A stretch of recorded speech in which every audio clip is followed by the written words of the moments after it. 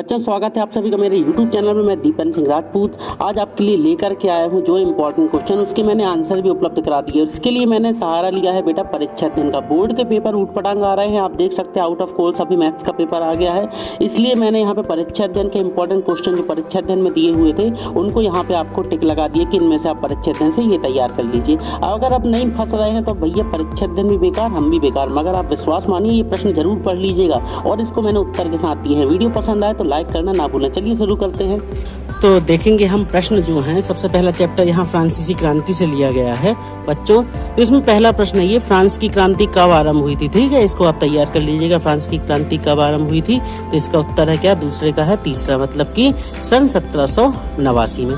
फिर है फ्रांस के विषय में टाइल रहे जो, उन्होंने क्या था, मतलब कि टाइल क्या कहलाता है फ्रांस की विषय में। तो फ्रांस के विषय में जो टाइल है वो क्या कहलाता है, प्रत्यक्ष कर कहलाता है। ठीक है, फिर जैकोबिन क्लब का लीडर था, कौन से क्लब का लीडर था, यहाँ पे आपको आंसर देना है, तो इसका था रोबेस्पियर। ठीक है, फिर वाटरलू का युद्ध कब हुआ था, इसको तैयार कर लीजिएगा। तो सातवें का है यहाँ पे दूसरा, मतलब कि 1815 में। ये लिखा हुआ है कि ये सोशल कॉन्ट्रैक्ट पुस्तक लॉक ने लिखी थी। ठीक है, ये सत्य है कि असत्य है, तो ये है असत्य। ठीक है बच्चों, इसको तैयार कर लीजिएगा। फिर इसके बाद खैर ऑब्जेक्टिव आप देख लीजिएगा, ऑब्जेक्टिव तो आपको तैयार करना ही है, तो ऑब्जेक्टिव आप तैयार कर लीजिएगा। मैं प्रश्नों की बात करता हूँ। ठीक है, तो पहला प्रश्न है जैसे एस्टेट क्या था, एस्टेट पढ़ लीजिएगा। तो क्रांति पूर्व फ्रांसीसी समाज में सत्ता और सामाजिक हैसियत को अभिव्यक्त करने वाली श्रेणी। ठीक है, मतलब क्या, एक श्रेणी होती थी, ये क्या होती थी, क्रांति पूर्व, मतलब जो लड़ाई हुई थी उसके पहले फ्रांसीसी समाज में सत्ता और सामाजिक हैसियत को अभिव्यक्त करने वाली श्रेणी कहलाती थी एस्टेट। ठीक है, इसके बाद क्वेश्चन आंसर और देखेंगे। इसके बाद है कॉन्वेंट का क्या आशय है, यहाँ कॉन्वेंट आ गया है, तो कॉन्वेंट की पढ़ लीजिएगा। कॉन्वेंट क्या होते, कॉन्वेंट स्कूल होते हैं ना, तो स्कूल बच्चे क्या होते, धर्म कर्म से जुड़े रहते हैं। जैसे कि सेंट का अर्थ आपको मालूम होगा, सेंट मीन्स संत होता है। तो कॉन्वेंट क्या है, कॉन्वेंट धार्मिक जीवन को समर्पित समूह की इमारत होती है, ये कर लीजिएगा। फिर इसके बाद फ्रांस की क्रांति कब आरंभ हुई, मोस्ट इंपॉर्टेंट क्वेश्चन है बच्चों, कब आरंभ हुई थी। तो फ्रांस की क्रांति 1789 ईस्वी में आरंभ हुई थी। फ्रांस की क्रांति ने सारे विश्व को झकझोर करके रख दिया था। विश्व के अनेक भागों में इसका सीधा प्रभाव आगे आने वाले वर्षों में महसूस किया गया। यूरोप के सभी देशों में और दक्षिण व मध्य अमेरिका में क्रांतिकारी आंदोलन इससे प्रेरित हुए। कब हुई थी, 1789 ईस्वी में। बच्चों स्कूल में था मैं, और अभी आया हूँ मैं स्कूल से, तो यहाँ पे अब सोशल साइंस के लिए मैं प्रश्न अकेला देता तो उससे उन बच्चों को नुकसान हो जाता जिनके पास परीक्षा अध्ययन नहीं है। तो यहाँ पे मैंने सोचा परीक्षा अध्ययन के कुछ इंपॉर्टेंट क्वेश्चन में ही वही निशान लगा दूं मैं, तो इसलिए आपको यहाँ पे उत्तर सहित में उपलब्ध करा रहा हूँ, क्योंकि आपके पास समय वैसे ही नहीं है। आप वीडियो को देखते जाइए, उत्तर भी आप समझते जाइए, याद करने का भी प्रयास कीजिएगा।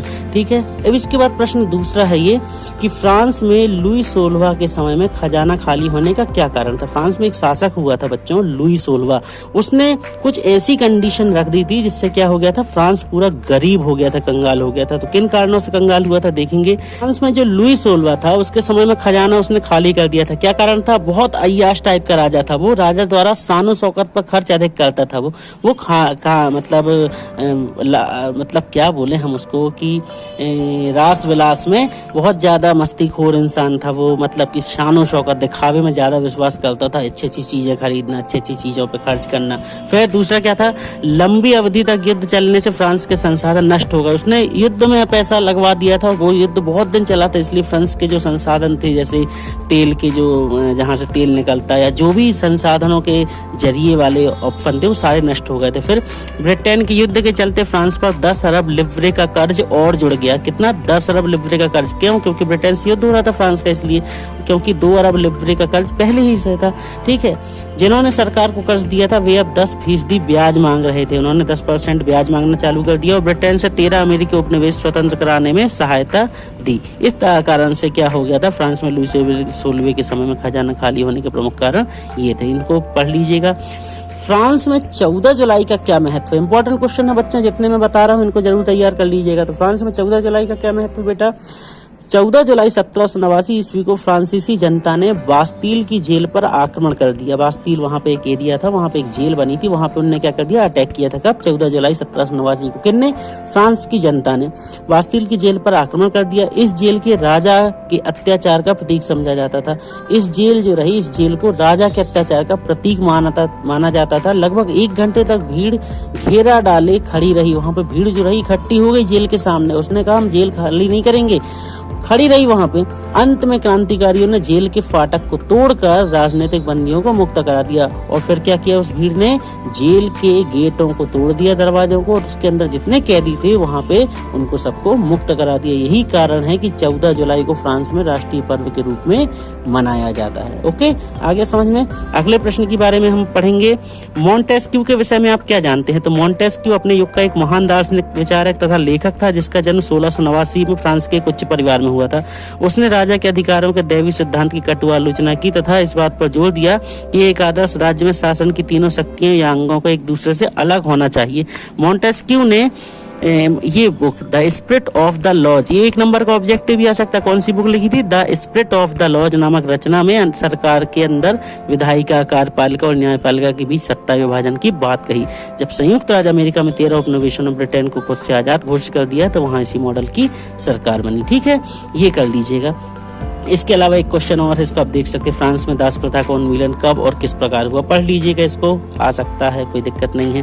ठीक है, इसके बाद यहाँ पे है एक प्रश्न, मोस्ट इंपॉर्टेंट क्वेश्चन, नेपोलियन के उदय को कैसे समझा जा सकता है? तो नेपोलियन का उदय क्या है बेटा? 1795 में राजतंत्र के समर्थक तथा असंतुष्ट गणतंत्रवादियों ने संगठित होकर कन्वेंशन पर आक्रमण कर दिया। कन्वेंशन की रक्षा का भार नेपोलियन पर डाला गया था।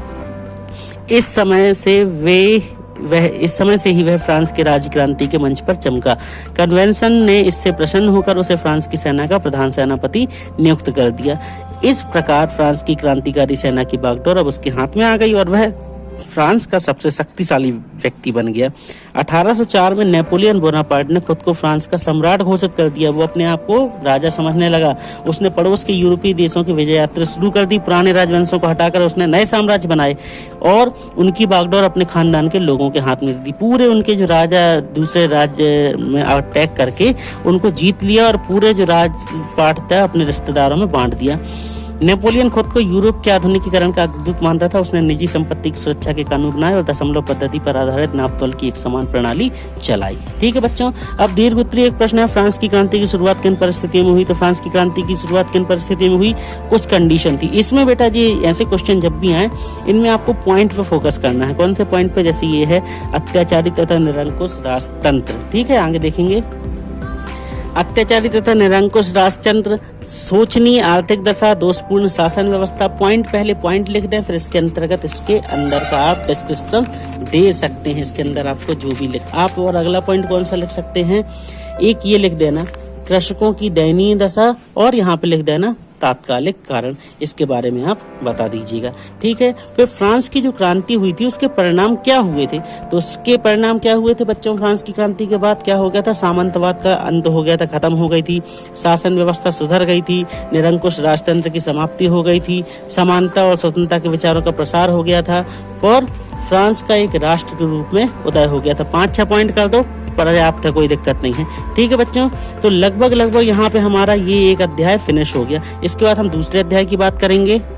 इसके बाद अगला अध्याय आता है बेटा यूरोप में समाजवाद एवं रूसी क्रांति। तो इसमें पढ़ लीजिएगा आप, जैसे खूनी रविवार की घटना कब हुई? तो खूनी रविवार की घटना कब हुई थी? आपको इसका उत्तर मिल जाएगा 1905 में। रूस की क्रांति कब हुई थी? तो तीसरे का उत्तर क्या है? दूसरा, मतलब 1917 में। फिर रूस के विषय में शांति, भूमि एवं रोटी का नारा किसने दिया था? तो ये दिया था छठवें का आप चौथा, मतलब लेनिन ने। ठीक है, फिर इसके बाद रूस अनाज का एक बड़ा खालिस्तान था। क्या था? निर्यातक था।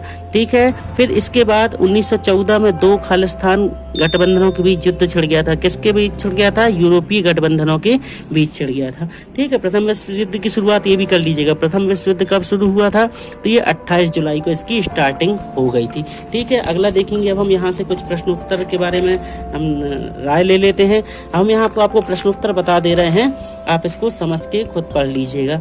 पहला प्रश्न है ड्यूमा पर टिप्पणी लिखना है। तो ड्यूमा क्या है? तो रूसी संसद का जो विधानमंडल है, कहाँ से? यहाँ से, इतना बस। रूसी संसद का विधानमंडल को ड्यूमा के नाम से जाना जाता था। बस इतना ही, बस ज्यादा लिखने की आपको जरूरत नहीं है। फिर अगला प्रश्न है खूनी रविवार की घटना क्या थी? तो क्या हुआ था खूनी रविवार के दिन? ध्यान से सुनिएगा कि 22 जनवरी 1905 ईस्वी में रविवार के दिन फादर गैपान के नेतृत्व में रूसी क्रांतिकारियों ने एक जुलूस निकाला।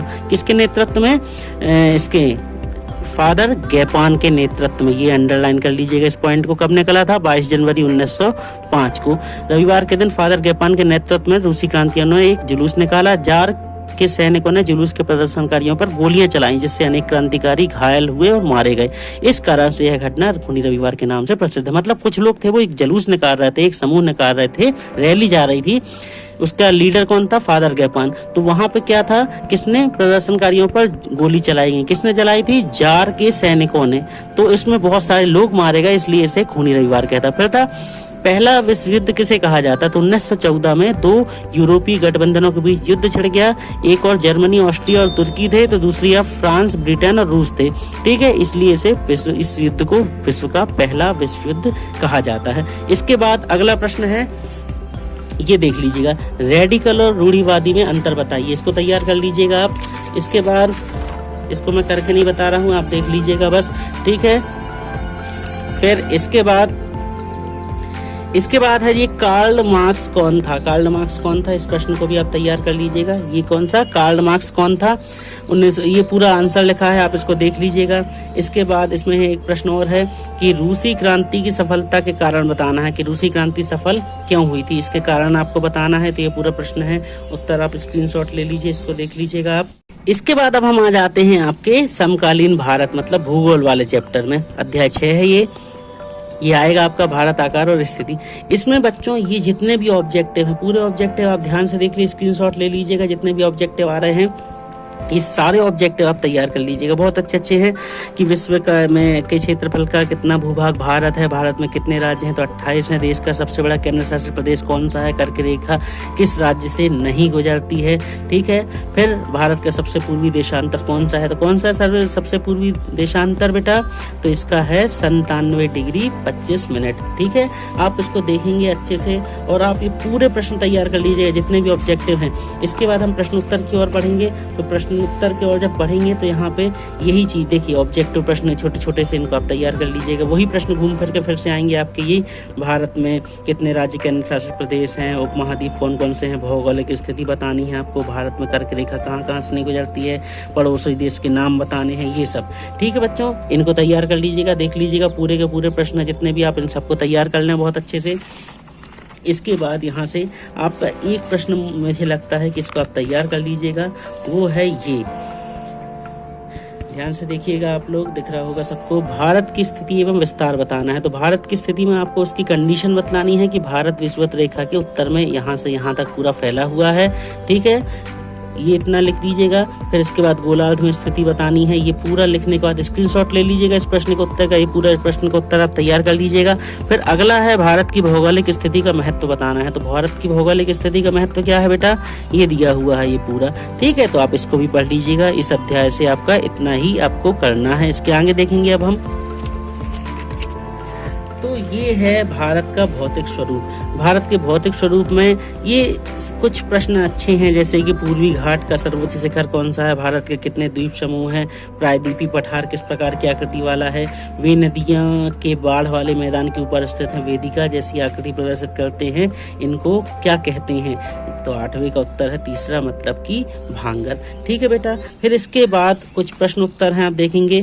पहले जैसे कि ये प्रश्न है, भाबर क्या है? भाबर क्या है? तो क्या होता है बेटा? नदियां जब पहाड़ से नीचे उतरती हैं, तो नदियां पर्वतों से नीचे उतरते समय शिवालिक की ढाल पर 8 से 16 किलोमीटर की चौड़ी पट्टी में गुटिका का निर्माण करती है, निक्षेपण करती है, जिसे हम भाबर कहते हैं। ठीक है बच्चों, फिर इसके बाद हम अगले प्रश्न की ओर बढ़ेंगे।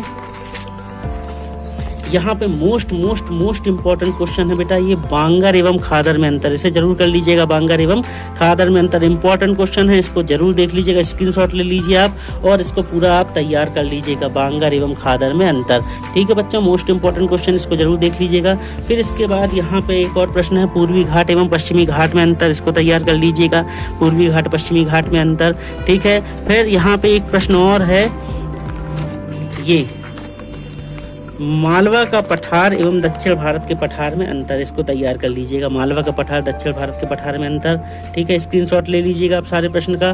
फिर इसके बाद है भारत के उत्तरी मैदान का वर्णन, आप इसको तैयार कर लीजिएगा। भारत के उत्तरी मैदान का वर्णन करने वाले प्रश्न, इसको आप तैयार कर लीजिएगा, ठीक है। फिर इसके बाद यहाँ पे आपका ये भूगोल चैप्टर फिनिश हो जाता है। अब यहाँ पे आ गया आपका संविधान वाला चैप्टर, ठीक है। अगला पार्ट आ गया है, ये राजनीति शास्त्र से जुड़ा है, तो इसमें आपको कुछ परिभाषाएं हैं, जैसे संविधान क्या है ये कर लीजिएगा, संविधान संशोधन क्या होता है ये पढ़ लीजिएगा, संविधान की प्रस्तावना से क्या आशय है, ठीक है ये। फिर इसके बाद यहाँ पे कुछ एक प्रश्न ये है कि नेहरू जी ने क्यों कहा था कि भारत का भविष्य सुस्ताने और आराम करने का नहीं है, ठीक है, नेहरू जी ने ऐसा क्यों कहा था, इसका आप स्क्रीनशॉट ले लीजिएगा। अगला प्रश्न है, देखो बच्चों क्या है कि सोशल साइंस बहुत ही लेंथी लंबा क्वेश्चन होता है, मैं सोच रहा था और आराम से दूंगा मगर मुझे और जल्दबाजी करनी पड़ी क्योंकि आपको याद भी करना है। मोस्ट इंपॉर्टेंट क्वेश्चन बेटा, संविधान सभा क्या है, इसका परिचय और संविधान का महत्व, तो ये है संविधान का क्या महत्व है, संविधान क्या होता है, ये पूरा लिखा हुआ है, आप देख लीजिएगा। फिर संविधान सभा का परिचय, बच्चों ये सोशल साइंस के भी क्वेश्चन है, अब मैं आपको बहुत अच्छे से समझा करके आपको एक्सप्लेन कर दूंगा। अभी आप हाफ ईयरली है, इसकी तैयारी कर लीजिए, फाइनल एग्जाम के लिए मैं आपकी पूरी अच्छे तरीके से आपकी तैयारी करवा दूंगा, आप डोंट वरी रहिए, आपको बहुत आसानी से मैं सारे के सारे प्रश्न उत्तर तैयार करवा दूंगा, ठीक है बच्चों। फिर यहाँ पे ये संविधान क्या है, देश में संविधान की भूमिका को स्पष्ट कीजिए, इस प्रश्न को देख लीजिएगा। संविधान का अर्थ लिखा है, संविधान की क्या भूमिका होती है, ये पूरा आपको एक्सप्लेन कर दिया है, स्क्रीनशॉट ले लीजिएगा आप। इसके बाद अब बारी आई हमारे अगले प्रश्न की, तो हमारा अगला प्रश्न मतलब कि अगला जो प्रश्न है इम्पोर्टेंट क्वेश्चन ये भी है, भारतीय संविधान की विशेषता। यहाँ पे जितने भी आपको संविधान वाले प्रश्न पढ़ रहे हैं सारे कर लीजिएगा आप लोग संविधान वाले प्रश्न, ठीक है बच्चों। इससे क्या होगा कि आपकी पूरी तैयारी हो जाएगी। ये कैसे होते हैं कितने, तो ये देखिए हम बता रहे हैं आपको कि 4 नंबर से अधिक नहीं मिलने वाले हैं आपको, तो कम से कम आपको 5 या 6 टाइप के आप कर लीजिएगा, ठीक है। तो जैसे आपको इसमें भी जो भी आपको अच्छा लगे 6 ठो वो आप कर लीजिएगा, ठीक है। स्क्रीनशॉट लेके आप इनको तैयार कर लेंगे। इसके बाद हमारा अगला अध्याय शुरू होता है। अगला अध्याय है कि ये है चुनावी राजनीति से, ठीक है। चुनावी राजनीति में तो ये छोटा सा डिस्क्रिप्शन दिया हुआ है, किसे वोट देने का अधिकार नहीं है, ये सब दिया है। सबसे अधिक लोकसभा सीटें किस राज्य में है, केंद्र शासित दिल्ली में लोकसभा की सबसे अधिक सीटें, ये सब लिखा हुआ है, आप पढ़ लीजिएगा, ठीक है। फिर इसके बाद आपको ये प्रश्न उत्तर के बारे में आते हैं हम, तो ये है आम चुनाव वाला प्रश्न। आम चुनाव से क्या आशय है, तो आम चुनाव का आशय हमारे देश में लोकसभा और राज्यों की विधानसभा के सदस्यों के चुनाव वयस्क मताधिकार के आधार पर किए जाते, इन चुनावों को आम चुनाव कहते। फिर आया नामांकन पत्र, जो जिसमें नाम अंकित किया जाता है। तो किसका नाम अंकित होता है, जो उम्मीदवार होते हैं। उम्मीदवार कौन, जो चुनाव लड़ते। तो ये है चुनाव से पहले उम्मीदवारों द्वारा नामांकन पत्र दाखिल किए जाते। कोई भी व्यक्ति जिसका नाम मतदाता सूची में है और जो निश्चित योग्यता रखता है चुनाव में खड़ा हो सकता है, चुनाव लड़ सकता है। अगला प्रश्न है निर्वाचन क्षेत्र से क्या आशय है। क्या होता है निर्वाचन क्षेत्र, निर्वाचन क्षेत्र बेटा वो एरिया होता है जहां से कोई व्यक्ति चुनाव लड़ने की तैयारी करता है। तो क्या होता है निर्वाचन क्षेत्र, निर्वाचन क्षेत्र वह है जहां से कोई चुनाव व्यक्ति अपने लड़ने की तैयारी करता है। मतलब निर्वाचन क्षेत्र से आशय एक खास भौगोलिक क्षेत्र के मतदाता जो एक प्रतिनिधि का चुनाव करते हैं। फिर है मताधिकार किसे कहते हैं, तो मत देने का अधिकार मताधिकार कहलाता है। अब इसके बाद है आपका कुछ प्रश्न इंपॉर्टेंट क्वेश्चन, जैसे कि ये है सार्वभौमिक वयस्क मताधिकार क्या है, ठीक है। इसको तैयार कर लीजिएगा आप लोग, ठीक है। फिर इसके बाद इसी में एक प्रश्न था, कहाँ गया, यही है ये बेटा, निर्वाचन से क्या आशय है। तो वो आपके ऑब्जेक्टिव में भी कवर हो गया है, निर्वाचन से क्या आशय है, इसको भी आप देख लीजिए, स्क्रीनशॉट ले लीजिएगा, पढ़ लीजिएगा। फिर इसके बाद आपका यहाँ पे आया कौन सा प्रश्न, जी हाँ ये है निर्वाचन आयोग के कार्य बताना है। निर्वाचन आयोग के क्या कार्य हैं, तो निर्वाचन आयोग क्या काम करता है। निर्वाचन आयोग वो होता है बेटा जो चुनाव कराता है, ये चुनाव आयोग। तो ये क्या करता है, चुनाव क्षेत्रों का परिसीमन, मतदाता सूची तैयार करना, चुनाव चिन्ह देना। पॉइंट जरूर लिखें इसके अंदर, फिर आप डिस्क्राइब कर दें, ठीक है बच्चों। फिर इसी में हम देखें इसके ये हैं पूरे पॉइंट यहाँ आपके कवर हो गए। राजनीतिक दलों को मान्यता देना, निष्पक्ष चुनाव करना। फिर इंपॉर्टेंट क्वेश्चन भारतीय चुनाव, फिर ये आया अगला प्रश्न, भारतीय चुनाव प्रणाली के प्रमुख दोषों का वर्णन। तो भारतीय चुनाव प्रणाली के प्रमुख दोष क्या है? मतदान में पूर्ण भागीदारी का अभाव, सब लोग वोट नहीं डालते। फिर बाहुबल का प्रभाव, पैसे वाले और वजनदार लोग ही जीत पाते हैं। सरकारी साधनों का दुरुपयोग, फर्जी मतदान, चुनाव में धन का प्रयोग, ये सब चीजें। ठीक है, इनको आप तैयार कर लीजिएगा। इसके बाद हम पहुंच गए बेटा अर्थशास्त्र वाले पोर्शन में, पालमपुर गांव की कहानी। तो ये ऑब्जेक्टिव जितने हैं सारे तैयार कर लीजिएगा। ऑब्जेक्टिव आपसे मैं एक बात कह रहा हूँ, ऑब्जेक्टिव आप किसी भी कंडीशन में ना छोड़ें, क्योंकि बोर्ड वाले, एमपी बोर्ड वाले पागल हो गए हैं। उनको खुद नहीं पता, वो ब्लूप्रिंट कुछ देते हैं, पेपर कुछ देते हैं। अभी मैथमेटिक्स का पेपर की मैं बात करूं बच्चों, वो तो भला हो जाए आपका और मेरी किस्मत का कि मेरी इज्जत बच गई जाते जाते, क्योंकि मैंने बहुत अच्छे से पेपर आपको करवाया था और वो पूरा ब्लूप्रिंट पे बेस्ड था। आप जाके पेपर देने गए, आपने देखा होगा कुछ आउट ऑफ कोर्स भी प्रश्न दे दिए गए, यूनिट से बाहर प्रश्न आ गए। अरे पता नहीं कैसे पागल लोग बैठ गए हैं बोर्ड पे जाके, उनको खुद नहीं मालूम कि उन्होंने किस प्रकार का ब्लूप्रिंट भेजा है बच्चों को पेपर देने के लिए और वो कौन सा पेपर प्रिंट कर रहे हैं। मूर्ख कहीं के, कैसे पता नहीं कैसे लोग बैठे, उनको इतना दिमाग ही नहीं है। इसलिए बेटा मैं आपसे बोल रहा हूँ, आप अपने हिसाब से पूरी तैयारी रखें। मैं इंपॉर्टेंट क्वेश्चन दे रहा हूँ, आप उनको पढ़ लें, मगर ये ऑब्जेक्टिव पूरे पढ़ लीजिएगा। पता नहीं वहाँ कौन सन की आके बैठ जाए और कौन सा पेपर उसने प्रिंट करवा दिया हो। ठीक है बच्चों, आप इनको देख लें अच्छे से। स्थायी पूंजी किसे कहते हैं? कार्यशील पूंजी किसे कहते हैं? स्थायी पूंजी वो होती बेटा, जैसे हमने ये पेन, ये एक पेन खरीद लिए हमने, अब पता चला 20 साल चला रहा है, पेन तो नहीं चलेगा 20 साल। जैसे मान लीजिए हमने कोई 2 व्हीलर ले लिए किसी काम के लिए, तो वो 2 व्हीलर क्या होती है, या कोई मशीन ले लिया, कुल्हाड़ी खरीद ली, ये लिखा, ये औजारों, मशीनों और भवनों का उत्पादन में कई वर्षों तक प्रयोग होता है और इन्हें स्थायी पूंजी कहते हैं। जैसे आपने एक बिल्डिंग बनाई किसी दुकान के लिए, तो दुकान भलाई मिट्टी बिगड़ती रहे पर बिल्डिंग नहीं बिगड़ेगी, तो हो गई स्थायी पूंजी। और कार्यशील पूंजी क्या होती है? कच्चा माल या नगद पैसों को कार्यशील पूंजी कहा जाता है। जैसे मान लो समोसे बनाने, उसके लिए जो मैदा है, तो मैदा लाने के लिए जो रोज पैसा लगता है वो होता है कार्यशील पूंजी। आलू खरीदने के लिए जो पैसा लगता है रोज, वो कार्यशील पूंजी। स्थायी क्या है? जो फिक्स है। वो कार्यशील क्या है? जो बदलती रहे, रोज लगती रहे। ठीक है बेटा। फिर यहाँ पे इंपॉर्टेंट क्वेश्चन है रबी एवं खरीफ की फसलों के नाम, तो इनको अच्छे से कर लीजिएगा। रबी की फसलों के नाम और खरीफ की फसलों के नाम। ठीक है, ये देख लीजिए, आप स्क्रीनशॉट ले लीजिएगा। अगले प्रश्न की ओर बढ़ते हैं हम। यहाँ पे आप देखें, पालमपुर में बिजली के प्रसार में किसानों ने किस प्रकार से मदद की। ये यहाँ पे एक और प्रश्न था, ये छूट गया। सिंचाई के प्रमुख साधनों के नाम, ये कर लीजिएगा। पालमपुर गांव के लोग खरीदारी के लिए कहाँ जाते थे? शाहपुर जाते थे। ठीक है। फिर इसके बाद पालमपुर में बिजली के प्रसार ने किसानों को किस प्रकार मदद की। ठीक है। एक प्रश्न और यहाँ पे है, ये 1 हेक्टेयर किसके बराबर होता है, कितने क्षेत्रफल के, ये भी तैयार कर लीजिएगा। ठीक है बच्चों।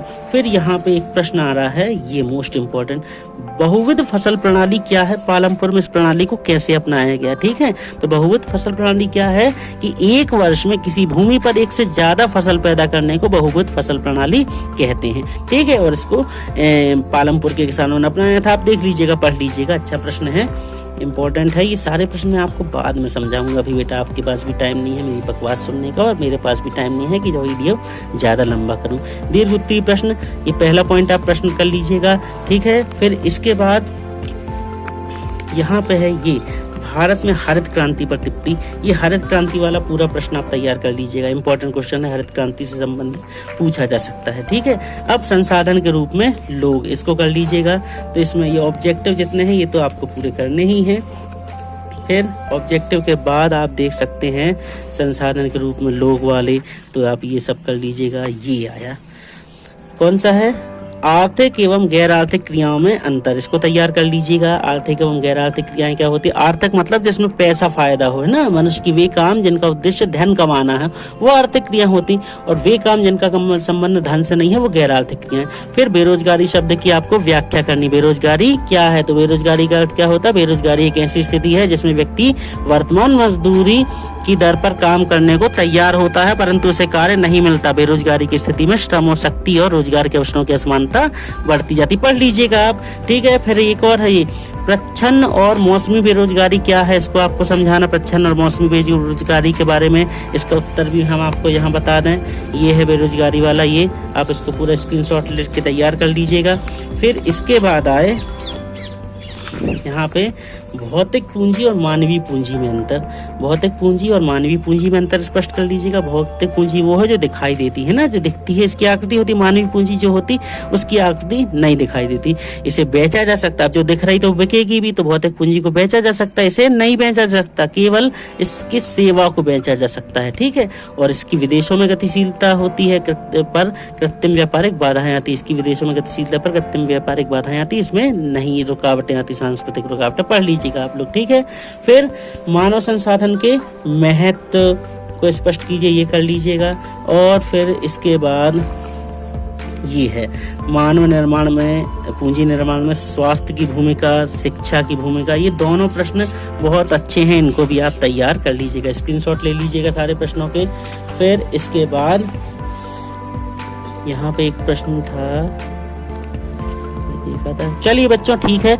यदि यहाँ पे हमारा वीडियो फिनिश हुआ बच्चों, वीडियो पसंद आए तो लाइक कीजिए, शेयर कीजिए, सब्सक्राइब कीजिए। अभी मैं एक वीडियो और लेके आने वाला हूँ, शॉर्ट एंड स्वीट। अगर मिल गया समय तो मैं दे दूंगा और आप लोगों के लिए कुछ प्रश्न का, तो तब तक आप इनको तैयार कर लीजिए, ठीक है बच्चों। वीडियो पसंद आए तो आप लाइक कीजिए। मिलते हैं बहुत जल्द अपने अगले वीडियो लेसन में, तब तक के लिए पढ़ते रहिए, बढ़ते रहिए। धन्यवाद।